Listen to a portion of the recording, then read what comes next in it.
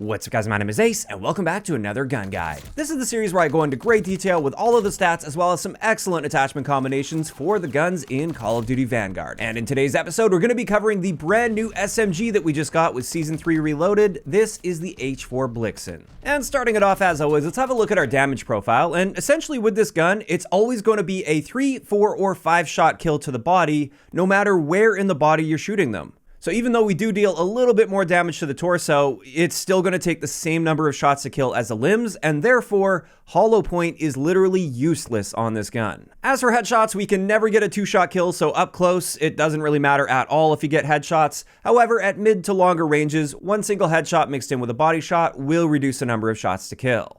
When it comes to rate of fire, this is 545 rounds per minute, which is a little bit faster than the Owen gun, however, not quite as fast as the MP40, and what this means is our time to kill in the 3-shot kill range is 220 milliseconds, and that increases by 110 milliseconds for every additional shot that's required to get a kill. Overall, this time to kill is basically right around average for an SMG. It's not terrible, but it's also not great by any means. After that, let's have a look at our bullet velocity, which is standard for an SMG at 353 meters per second, and then let's have a look at our ranges. And as we can see here, our 3-shot kill range is very good for an SMG at 23 meters. This is the longest base 3-shot kill potential for an SMG in the game. And then our 4-shot kill range is 38 meters, which is also very solid for an SMG. So range is the big strong suit with the H4 Blixen.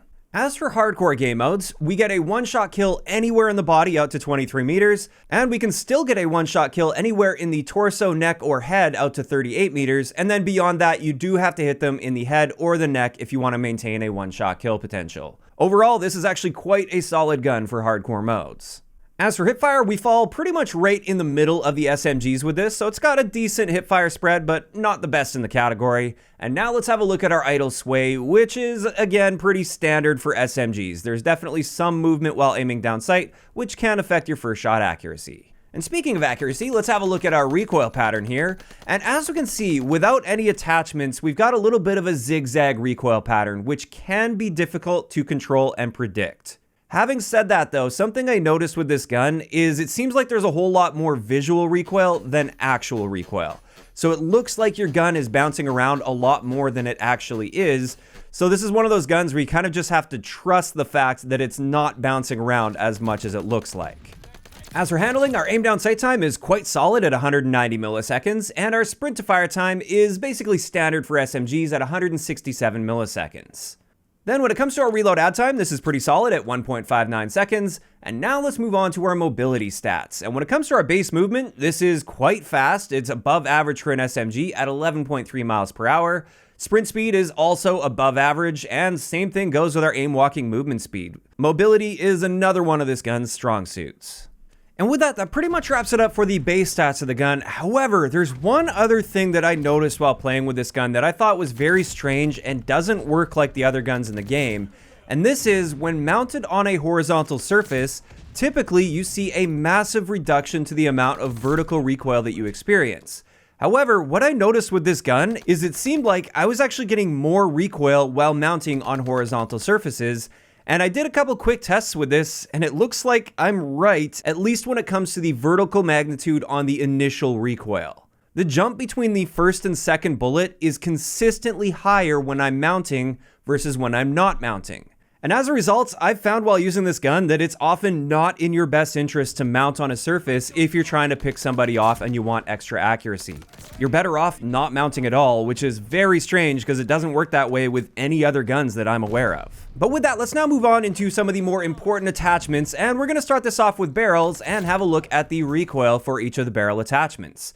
And as you can see here, the first barrel will increase our recoil a bit, no surprise there. The second barrel is the burst barrel, so of course we got a nice tight recoil pattern there, although there's a decent amount of horizontal movement within each burst. Then with the third barrel, the Johnson barrel, this one does increase our total vertical magnitude of recoil, but it doesn't really move much horizontally, which is actually kind of nice.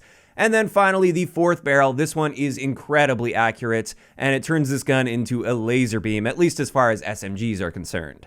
As for ranges, only 2 of our barrels have an impact on our range, the burst barrel as well as the Johnson barrel, and that's the main one I want to focus on here because we no longer have a 5-shot kill range with that Johnson barrel. Our 3-shot kill range is identical, but our 4-shot kill range is infinite. And with that, let's now dive a little bit deeper into these individual barrels that have a direct impact on our time to kill potential. And the first one is going to be the burst barrel, which does convert the gun into a 3-round burst.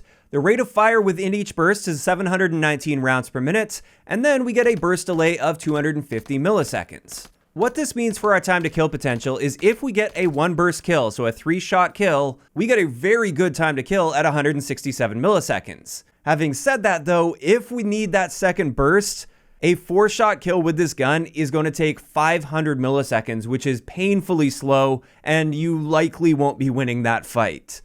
As a result, while this does technically give us the best possible time to kill potential with this gun, it's also incredibly unforgiving, and therefore I don't see myself ever using this attachment.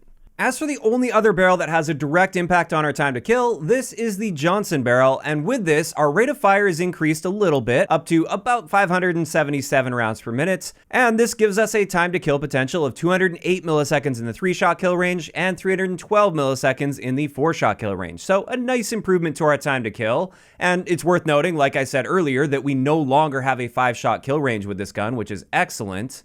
And of course, we do have to consider the fact that this will be increasing the vertical recoil of the gun, but it doesn't seem to kick side to side as much as the base version of the gun, so it's not that bad. Overall, I would say this is a very solid choice and one of your best bets when using the H4 Blixen. You may have to stack up with some other attachments to help with your recoil control, but aside from that, this is a great choice. And that right there is going to wrap it up for the barrel attachments. Now let's move on to magazines and the different ammo conversions we can get. And things get quite interesting here. So let's start this off with recoil. And as you can see here, we have 2 different 7.62 Gorenko magazines, and they have different stats. So the recoil is fairly similar here, although the 54 round seems to be a little bit tighter, a little bit more accurate. And quite surprisingly, the higher caliber ammo appears to be just as accurate, if not more accurate than the base version of the gun. There's not a lot of recoil there, although I should also mention it is a smaller magazine, so that's one of the reasons the recoil plot is a little bit tighter. But overall, no matter which magazine you choose, you're going to have a fairly accurate gun on your hands.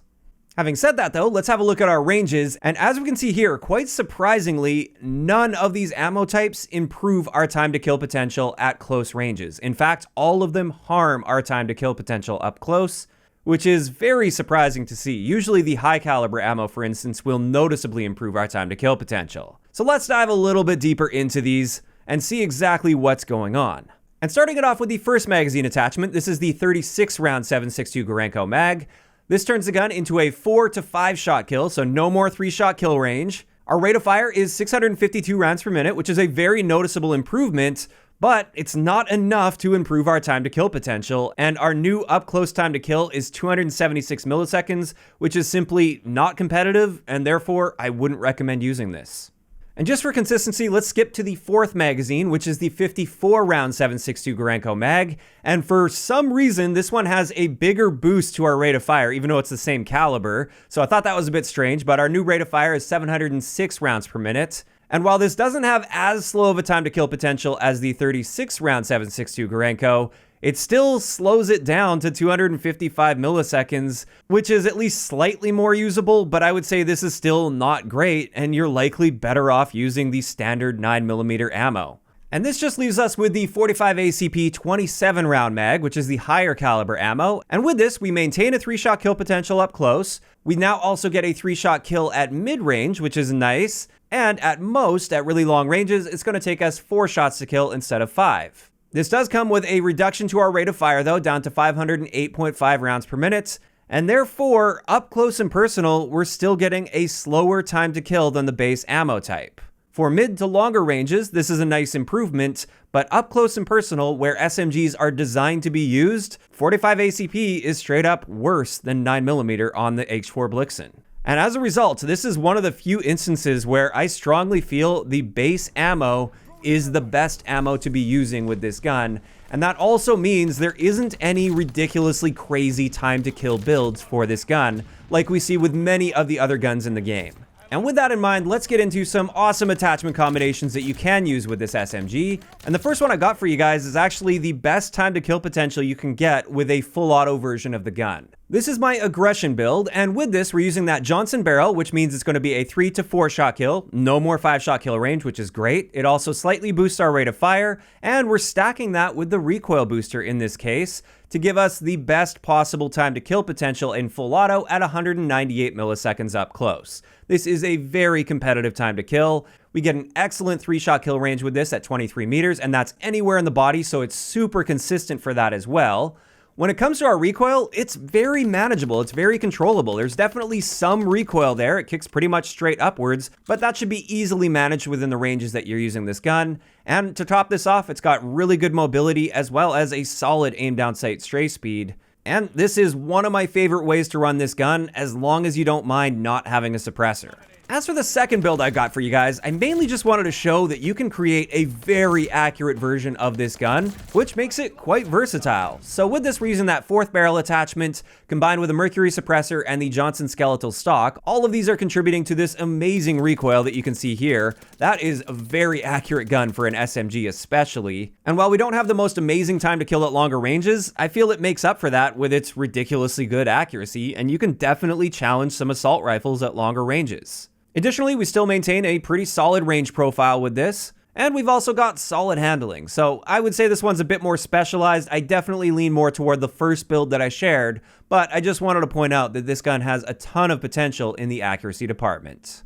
And with that, that's going to wrap it up for today's gun guide on the brand new H4 Blixen SMG in Vanguard. As for my thoughts on this, well, it's not the most dominant SMG out there. I don't think it's going to be like a top tier meta gun. I really like it for its consistency, and I do think it's a pretty big step up from the Owen. So if you like that slower firing, consistent 3-shot kill gun, definitely better than the Owen, but not quite as good as like the MP40 or the Well gun in my opinion. Now, of course, that is just my opinion. I want to hear yours in the comment section down below. And if you guys enjoyed this video, a like rating is always appreciated. And don't forget to subscribe for more if you haven't already. I'll talk to you guys next time.